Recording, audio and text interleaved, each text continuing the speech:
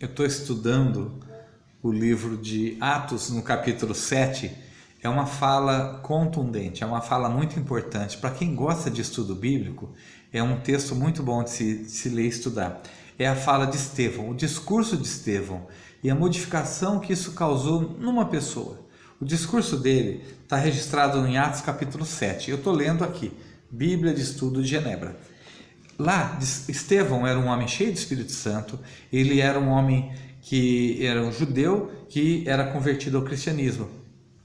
Ele vivia em Jerusalém e lá ele estava discursando, falando coisas que começou a incomodar muitas pessoas. As coisas que ele falava. Por exemplo, ele dizia que não se deveria mais ir ao templo de Jerusalém. E isso era uma coisa assim, estrondosamente complicada para um judeu. Porque o judeu sempre acreditou que o templo de Jerusalém era onde ele falava com Deus. Pois o Estevão foi chamado ao Sinédrio. O Sinédrio era o local de julgamento que o judeu, que os religiosos judeus tinham.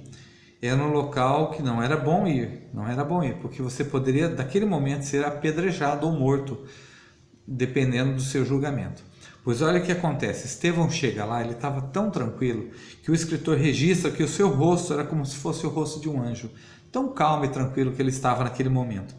E aí pergunta a Estevão, o que você tem falado, é verdade?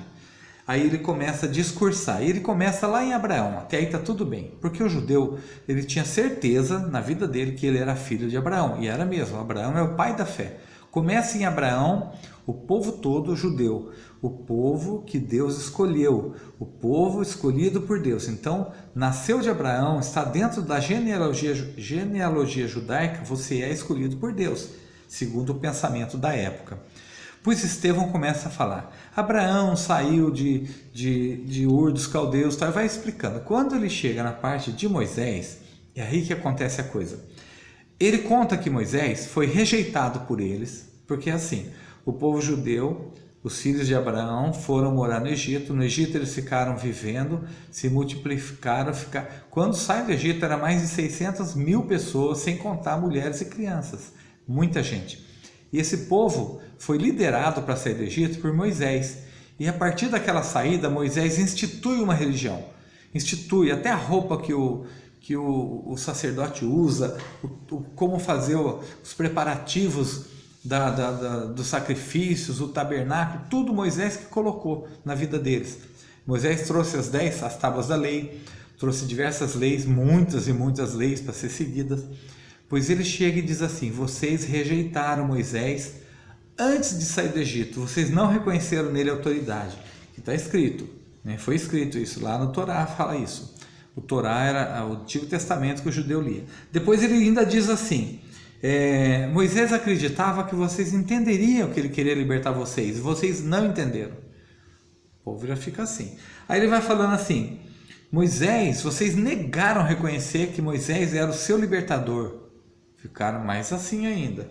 Depois ele vai lá e fala assim, quando Moisés...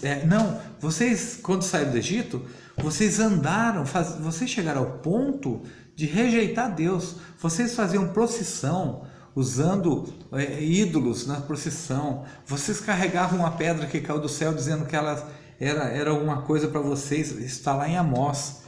Se você quiser dar uma olhadinha, Amós capítulo 5, lá a partir do verso 25, ele fala sobre isso. E o Estevão está falando aqui. Aí isso foi ensurdecendo aquelas pessoas. Quando ele diz isso, eles falam assim, vocês não quiseram obedecer Moisés, vocês o rejeitaram, no coração vocês queriam voltar para o Egito. E é verdade, porque isso está escrito na Bíblia, está escrito nos tempos antigos. Quando ele diz que Deus não habita em templos feitos por mãos humanas, ou seja, Deus não quer que nós andemos no templo de Jerusalém. O templo de Jerusalém era o centro da fé deles. E eles ficaram enraivecidos. Era um momento de reflexão, era um momento de ouvir aquilo e falar, vamos ver por que ele fala isso. De onde vem isso? Vamos estudar nas escrituras. Marca uma reunião com todo mundo agora e vamos ler de novo isso aqui. Vamos fazer uma releitura para ver se está certo? Não. eles tapam os ouvidos, sabe quando você não quer ouvir de jeito nenhum, ficam enraivecidos, saem e apedrejam Estevão e ele morre. Estava junto deles um jovem chamado Saulo, diz a Bíblia, que estava ali, ele ficou, não participou, mas ele estava guardando as vestes daqueles que estavam lá fazendo apedrejamento. Pois este Saulo, ele ouviu tudo isso e foi embora. Ele era um estudioso, ele era um homem muito conhecedor tanto das leis judaicas quanto da filosofia grega. Ele conhecia os deuses gregos, romanos, ele conhecia a filosofia grega, ele era um homem estudado. E ele sai então com cartas, porque ele era judeu, sai com cartas que o autorizavam a prender aquelas pessoas que pensavam igual a Estevão. Nem todos pensavam igual a Estevão, aí que está o negócio. Os cristãos, os apóstolos, eles iam no templo todos os dias, levavam o Torá, liam ali tudo que relacionava-se com o Cristo, com o Messias, todas as profecias, e diziam: este é o Messias que chegou, é Jesus, o Cristo, né? Eles diziam isso, e as pessoas que se convertiam, até os sacerdotes estavam se convertendo. Pois acontece então que Saulo sai dali com cartas para prender, porque os que não pensavam assim de ir ao templo eram os que seguiam Estevão, e esses que seguiam Estevão imediatamente juntaram as suas coisas e fugiram de Jerusalém. A Bíblia relata assim: foram para várias cidades, saíram de Jerusalém para não serem presos, pois Saulo vai a Damasco para buscar eles de volta, para prendê-los, os que ele pudesse pegar. No caminho, Saulo, uma luz surge estrondosamente, uma voz fala com ele, e a voz que fala com ele usa de um termo filosófico. Chega a ele e fala assim: Saulo, por que me persegues? Poderia ter falado: não faça isso, é pecado, é proibido, Deus não gosta. Poderia usar termos que hoje a gente usa para justificar as nossas coisas. É pecado, é proibido, né? As escrituras contradizem a escritura. Não, por quê? E Saulo teve que responder dele para a voz, que era Jesus perguntando, segundo o relato bíblico. E Saulo então tem que rememorar o que aconteceu.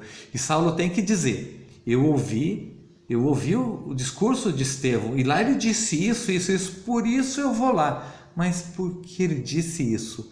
E a Saulo fica estarrecido. Isso mudou a vida do Saulo. O Saulo, que ouve a voz e se levanta diferente. Ele teve que refletir. A reflexão que Estevão fala no discurso dele, que era para ter sido feito pela liderança que estava presente, não aconteceu. Ele foi morto.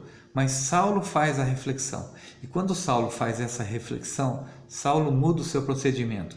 E a partir daí, lá na frente você vai ver, sabe o que? Saulo falando assim: Deus não habita em templos feitos por mãos humanas. Foi o que Estevão falou. Estevão morreu por causa disso. Isso fez a grande diferença. Deus fez com que a igreja saísse de Jerusalém. Deus mudou a igreja para dizer assim: essa igreja vai então até os confins da terra, até aqui, Três Lagoas, até os confins da terra. Esse texto de Estevão é um texto muito importante. Eu acho que a gente tem que...